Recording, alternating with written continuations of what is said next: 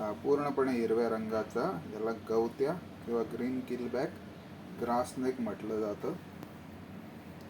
त्याच्याबद्दल अनेक अंधश्रद्धा आणि गैरसमज आहेत. बऱ्याचशा वेळेला काय होतं, धोका दिसला की तोंडाचा भाग चपटा करून घेतो आणि चपटा करून लोकांना तो फणा काढल्यासारखा वाटतो आणि त्यामुळे लोक याला नाग समजतात बऱ्याच वेळा.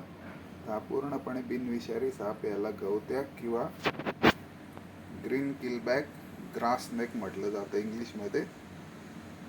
या सापाची मादी अंडी घालते आणि त्या अंड्यातनं 55 ते 60 दिवसांनी पिल्लं बाहेर येतात. हा साप खूप शांत स्वभावाचा आहे. हा जनरली चावा घेण्याचा प्रयत्न करत नाही. तर आपण पाहतोय की अतिशय संथ हालचाली असणारा हा साप, पण धोका दिसला की पटकन तोंडाचा जो भाग आहे तो चपटा करून फणा काढल्यासारखा भास निर्माण करायचा प्रयत्न केला. आता तोंड वर काढलंय त्याने, तुम्हाला दिसतंय त्याचं तोंड. अतिशय शांत स्वभावाचा असा हा साप. याला गवत्या किंवा ग्रीन किलबॅक ग्रासनेक म्हटलं जातं. हा पूर्णपणे बिनविषारी साप आहे, पण बघा कसा चालतोय.